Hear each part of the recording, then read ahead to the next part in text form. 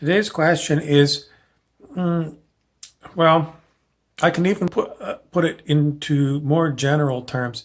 Why do I have questions?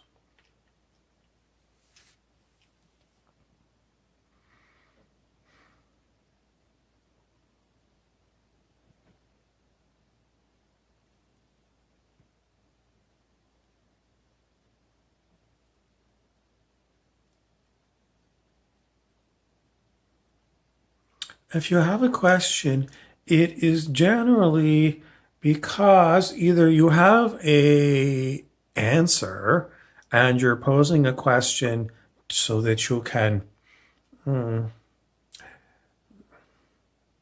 provide people an answer. It's an inherited way of presenting information.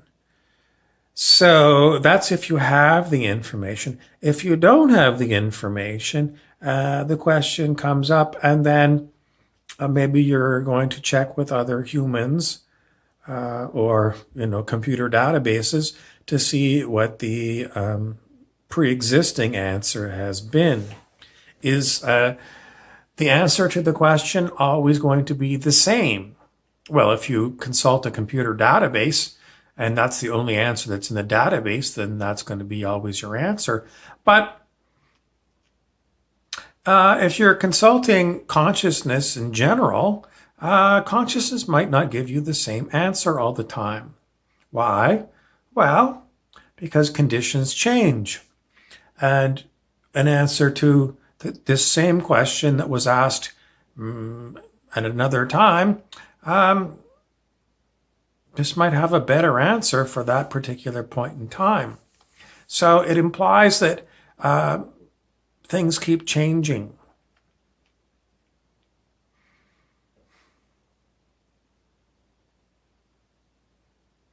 If you don't have any need for information, then you have no need for questions. Why would you have no need for information?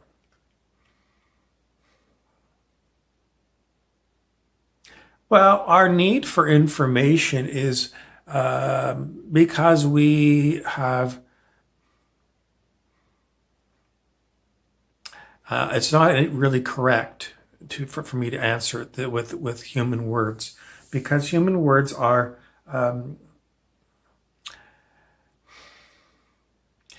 human words imply things. So, an old school human might say something. Why do people age? For example. And the old school answer was, well, it's programmed cell death. In other words, it's built into your DNA that at a certain point in time, the cells of your body are going to die. And when you look further into it, science says possibly it's due to something interfering with the size of the telomeres on the end of the chromosomes.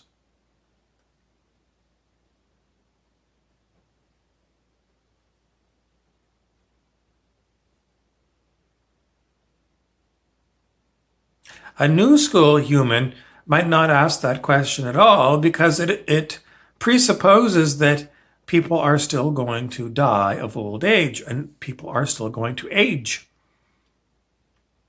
There's a lot of assumptions that go into, saying a question, why are people aging? Why do you think people are aging? Well, in human history, people have aged and dropped dead. We have cemeteries in every town and city that prove that people have died. And the oldest person that I ever met is now about 107 years old.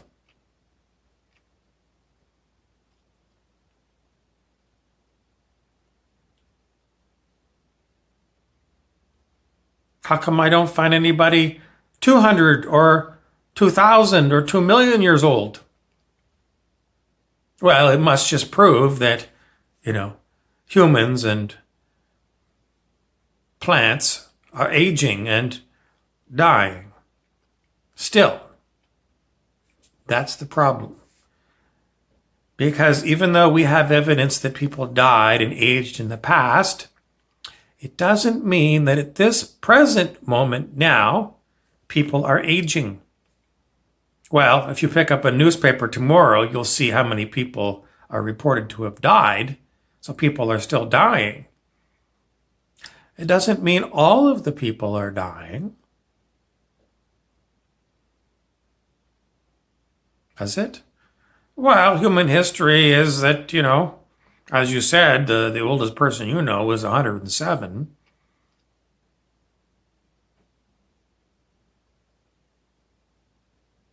So we're still using historical data to limit us in the present moment. The historical data is, for me, the oldest person I ever knew was 107. Which means what? As far as I know, this person, well, the last time I saw this person, they were 105. And I haven't seen them in a couple of years. So I'm assuming that they're still alive. Maybe I should, because of their advanced age, maybe I should assume that they're dead. I can't make an assumption one way or another because no one's told me whether they're dead or alive.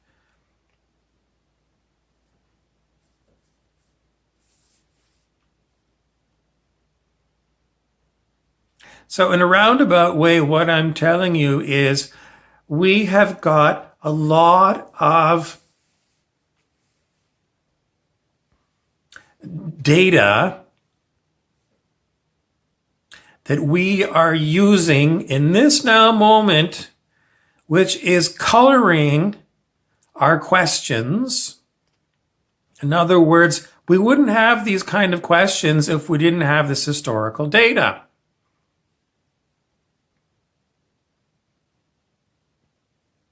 So what kind of questions are really good for right now?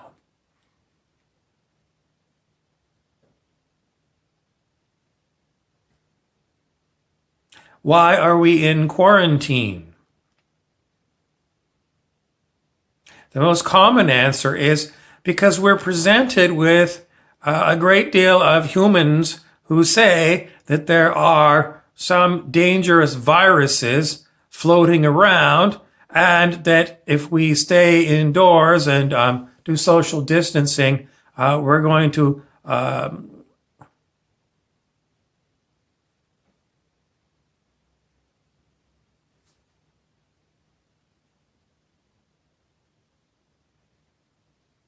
Where did the humans get this information? Well, mostly humans get it from watching TV news. Some humans might get it because, they were talking to someone who said, well, so-and-so had the plague and dropped dead or is in the hospital. Is that a good reason to quarantine the world? Well, historical data says that during the plague times of, 1400, that's what people did. Did it stop the plague? Well, eventually after, I don't know, maybe it was, you'd have to look back at the historical data, but the plague kind of came and went and came and went and came and went. Modern day people say, well, what was going on was there were bacteria being transmitted to humans via insects that were being brought into people's houses by rats.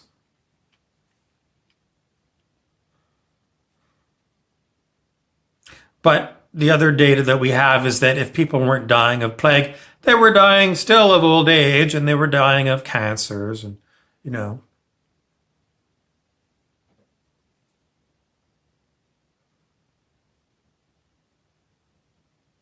This is what we're told.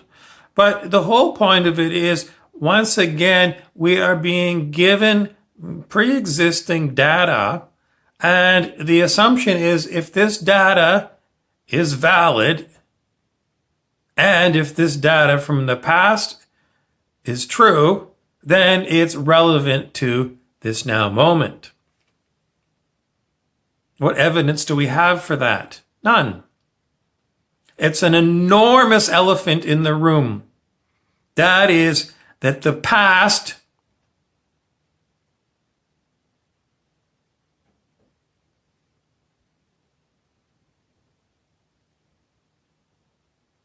and the possible truths of the past are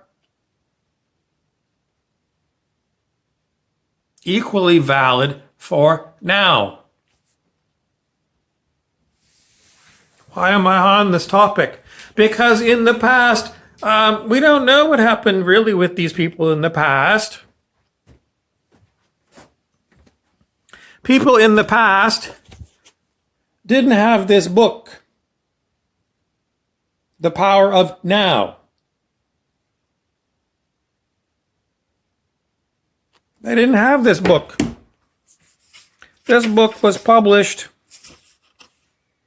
1999, so it's been around for 21 years. And not everyone on the planet has read it. What makes it so different? It's a spiritual teaching. What does that mean? It means it's a new way to live your life spiritually. It's a guide to spiritual enlightenment, it says. Well, what does spiritual enlightenment mean?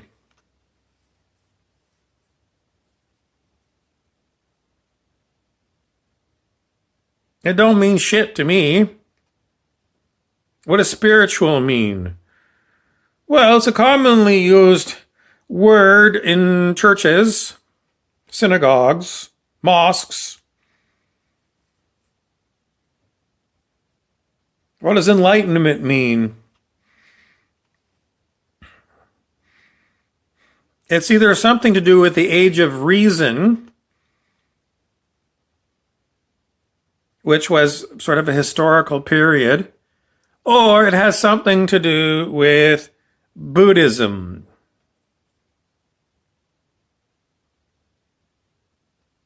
Or it has something to do with, lighting your rooms with things like lamps.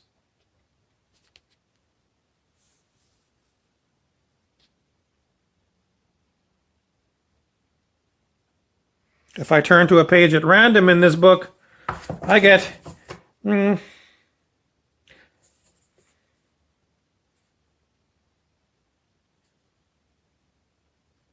I always thought that true enlightenment is not possible except through love in a relationship between a man and a woman.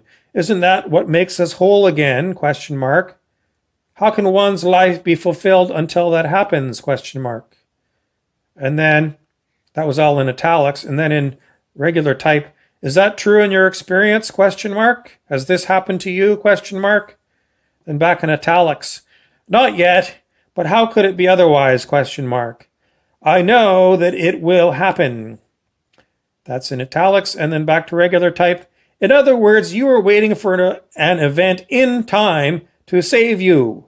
Is this not the core error that we have been talking about? Salvation is not elsewhere in your place or time. It is here and now. And then it goes on from there. But what the author, Mr. Tolle, says is that we don't have to wait. He says you don't have to wait for some future event. Everything is now. Everything we need is now. Therefore what?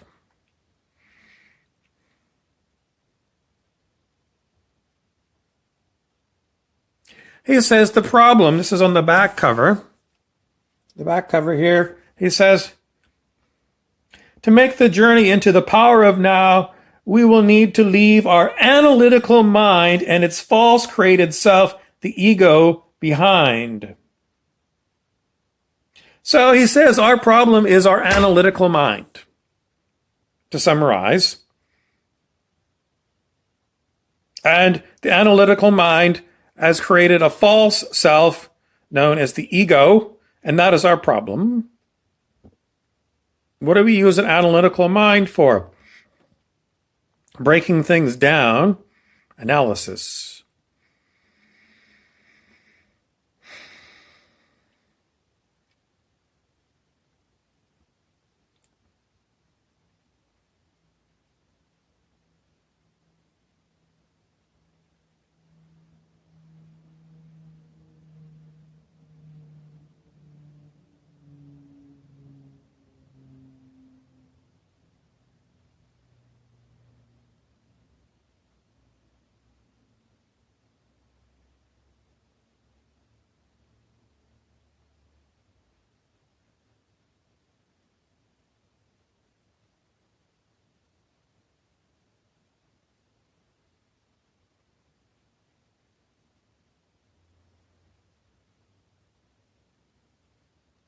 How do you get rid of your analytical mind?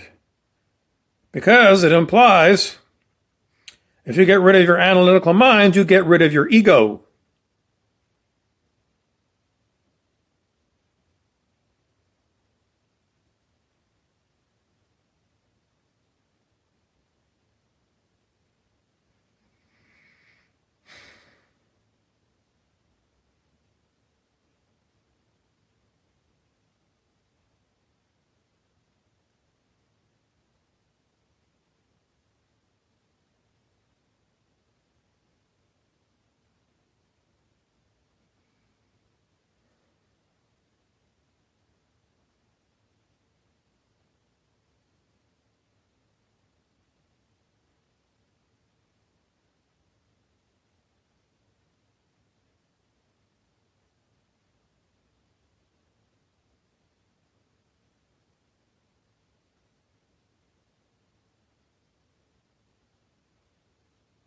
Well, in the meantime, our time marches on. We're 13 minutes into this video. And are we any further along? I mean, does it make sense for you to pick up a copy of The Power of Now to learn how to get rid of your analytical mind and its ego? Or should you just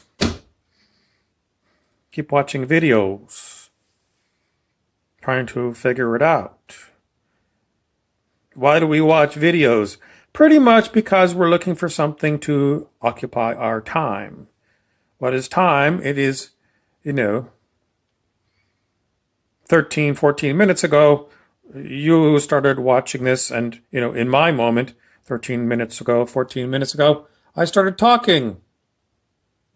Oh, no, I misread it. I'm trying to read it on my little camera, and it's very small. And I have to sort of go like this with the camera so that I can get a dark enough background to read it. I thought it was 14, but it's actually up to 19 minutes.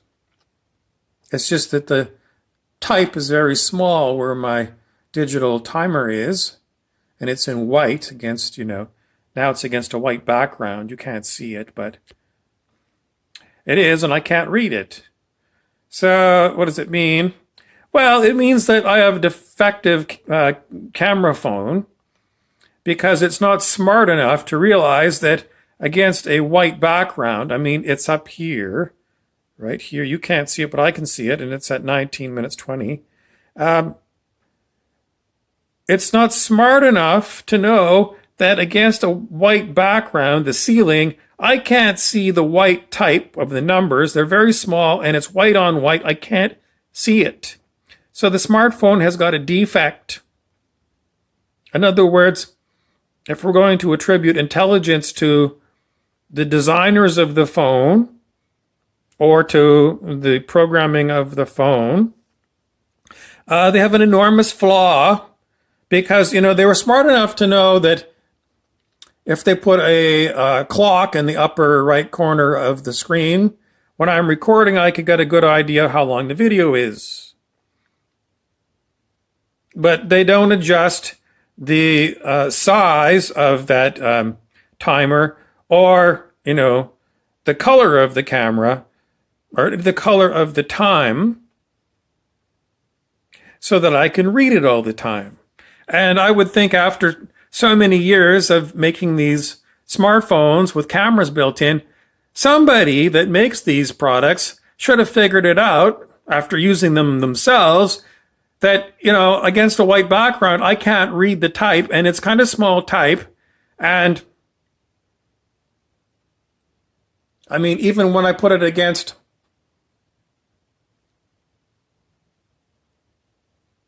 if I put it up against, in a certain angle here, against my dark hair, I can read it. It's small type, though. I would like it bigger, and I would like it to, if it's against the up here, if it's against the white ceiling, I'd like it to go automatically switch into black so I can read it. Why is it that no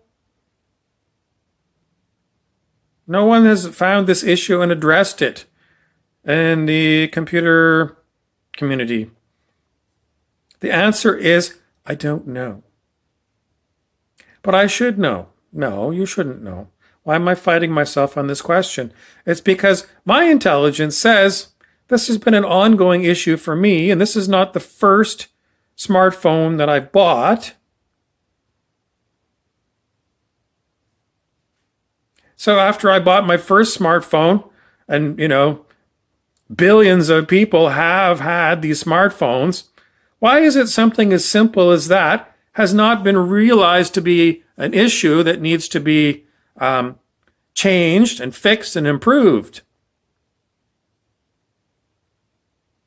Why is it that I go into the App Store and I try out different apps that are supposed to be for doing certain procedures, and I find a lot of them don't work? Why does the App Store or the Google Play Store, why do they put apps there for people to use that don't work? Why don't they test them before they allow them into their store? Why is it that when I need an app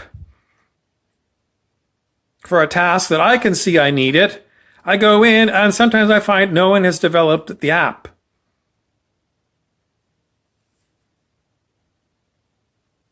How many people are in the app development? I mean, every year, how many 19-year-olds go to university to learn computer science? A shitload. A shitload of 19-year-olds go and pay big bucks to universities to learn about computer science. Shitloads. Millions. And yet, I look at the App Store and it's a crap store. So why is it that we're putting people into computer science, and what are we getting for it? We're getting a very small number of companies making smartphones and random people that are making apps that may or may not work. It seems to me we've got an enormous failure because we've got an enormous amount of humans going into computer science, and what are we getting out of it? As a society, as a worldwide planet of humans, we're getting a crap.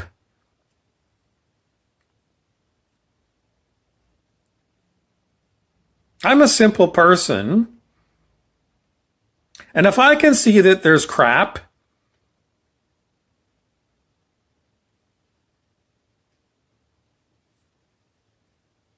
it's not rocket science. You try out the product, and, after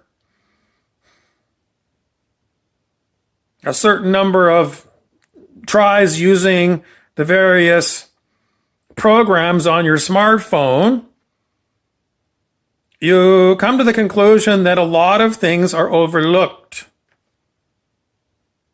And they shouldn't be. What does that say about the nature of everything to do with this? It says it's a flunk, a major epic failure. Oh, sure. I mean, the smartphones are small and they've got a lot of apps on them, but there's a lot of flaws in these smartphones. Why? Well, another example is, why is there so many delays on these smartphones? In other words, when I click on something, why does it take so long for a certain application to load up? It should be instantaneous. It's not. It's like they've pre-programmed time delays into these phones.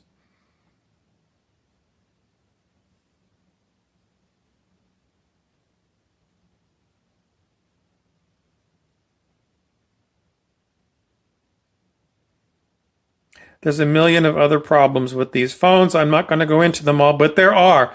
I've got a litany of problems with these phones. Is it the human condition not to see problems and fix them?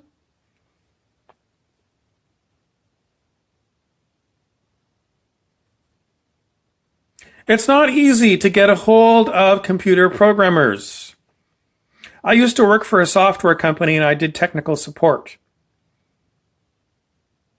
And if something went wrong with the software we were selling and supporting, we documented it because people would phone in and we would attempt to fix the problem that they were phoning in on, and quite often we could fix it.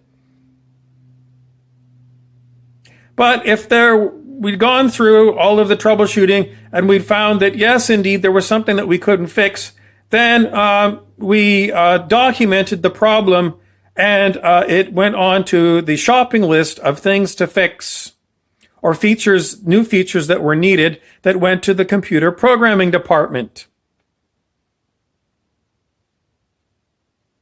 And over time, we issued updates to the program, and not every program feature that was asked for came into the next version of the program, and not every bug was fixed.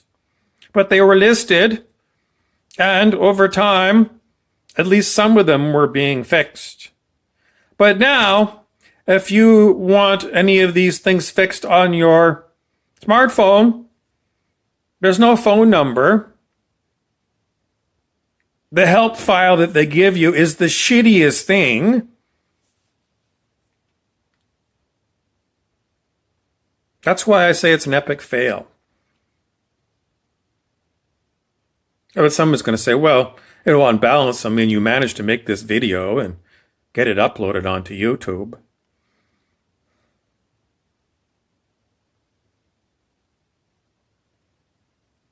The answer is always, you and I are insulted by the intelligence of the people who are providing this product. Oh, yes, there's amazing things that it does.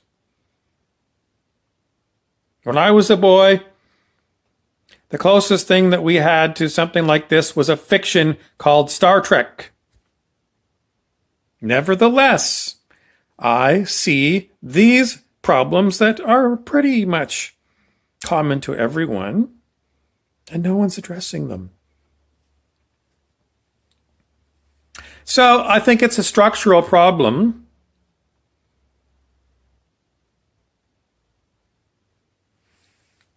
What's a structural problem? Well, if you've got a structural problem with a building, it means the building is not fit for human use. Structural problem means perhaps the building might collapse on you. Structural problem. So if there's a structural problem with smartphones, it means your smartphone might collapse on you. It might stop working. They're not reliable. My smartphone, out of the blue, reboots itself. I don't touch anything, and out of the blue, from time to time, it just decides to reboot itself. And I go, what the fuck? Why are you rebooting? No answer. It doesn't tell me. It just out of the blue reboots itself. So it's not reliable.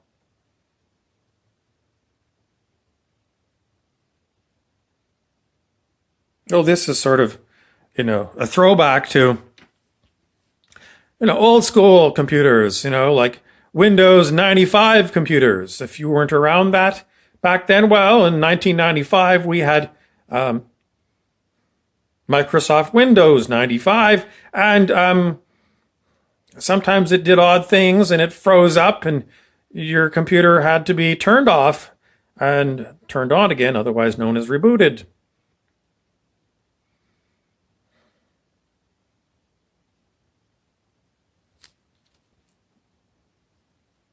We've also got problems with let's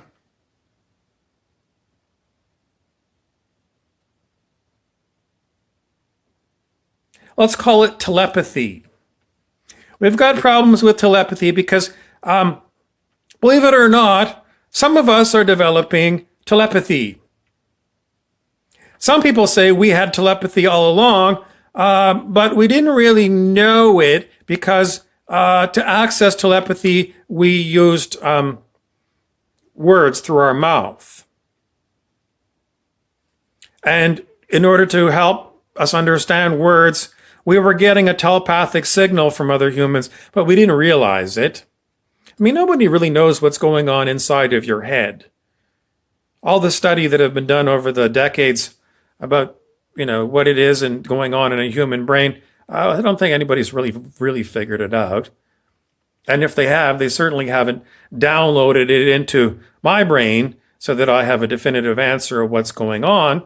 But I know with telepathy that's coming online with me, I've got people connecting to me that I want to hang up the phone and block them. How come I don't have a block? On my smartphone here, if someone phones me and I don't like them, or they use Messenger or something to connect to me, and I don't like them, I can hang up and I can block them. But with my telepathy, I've got people that have been bothering me for a hell of a long time, years, and I don't have an owner's manual for the telepathy that's come online, but I want to block them and I want to report them to the police for harassment. I wasn't, because they're criminals. But that download hasn't come online for me, so far. Why? I don't know. I'm asking the question, why? If I've got it on my smartphone, how come it's not into my built-in, telepathic system? Some people will say that other people that, I do poke around in the internet, and other people do report that they've got telepathy. And some of them report that they can block out what they might call low vibrational entities. I haven't figured out how to do it. And, even if someone else reports that they can do it, it's not like you can say, okay, well, just send me the software from your brain because I want it put in my brain so that I can, block these things. It would seem that human consciousness is deeply flawed.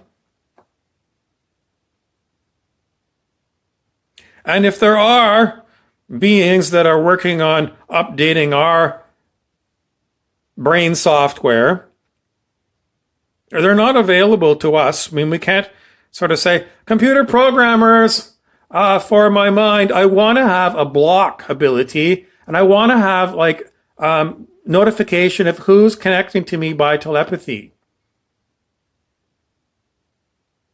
The computer programmers don't answer my call.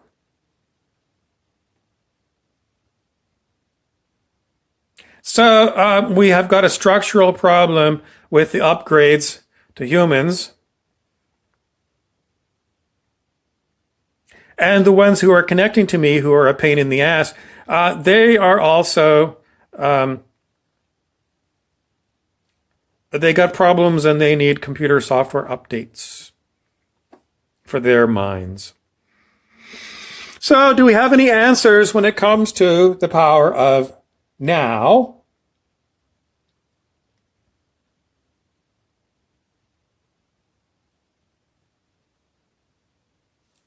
When I'm looking at the camera, it's showing it to me in like mirror image. So what I'm seeing is opposite to you, mirror image, and I see WON, one.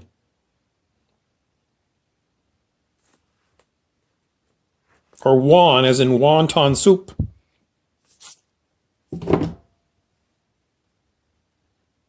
Well, I read this book, Power of Now. I don't know, maybe it was 2001 the first time. And I still got a copy of it. And it has great promise, but it has not fixed my telepathy problem. And it has not fixed the problems of my smartphone.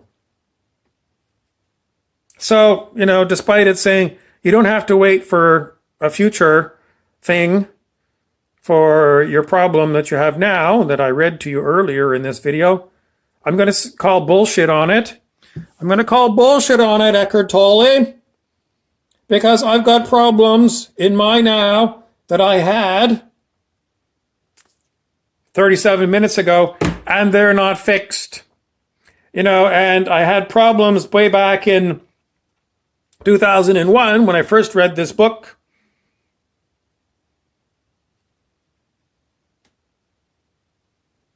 And they're not fixed. So where is the power in the now moment? It's not in the book.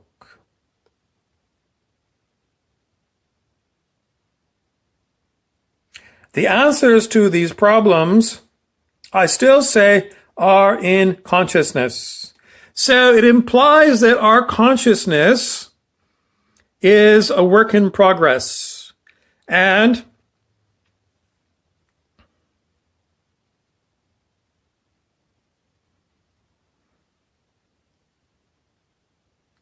some people have eureka moments, They have amazing ideas come to them.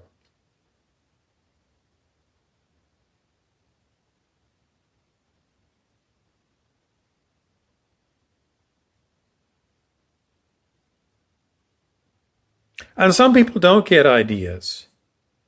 But they have, I wish I could get an idea on how this could be done. I wish I could have the schematics on, how the human mind works. And I want the schematics to be perfect. Because some things are perfect when people get the ideas for them.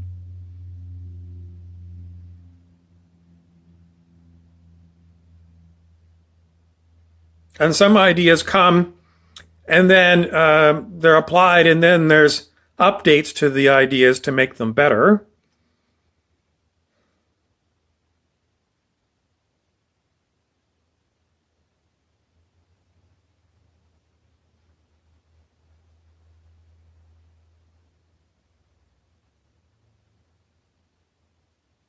In search of anything else to talk about?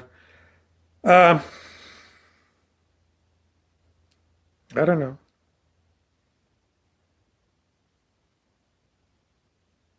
Tune in tomorrow for another one of my rants about what's gone right and what's gone wrong. What went right today? Well, there was food in the fridge.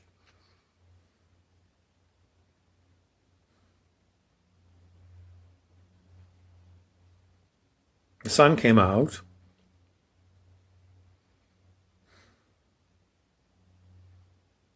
I've got tinnitus, it's like ringing in the ears, and a number of people on the internet are talking about having tinnitus and having exceptional fatigue. I also have fatigue.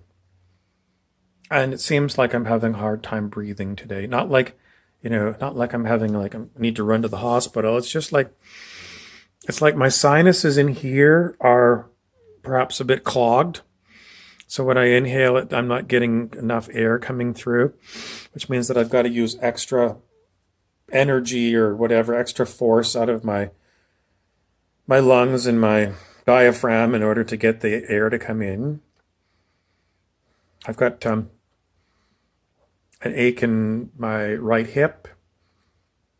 My neck is stiff. Why? Well, I don't know.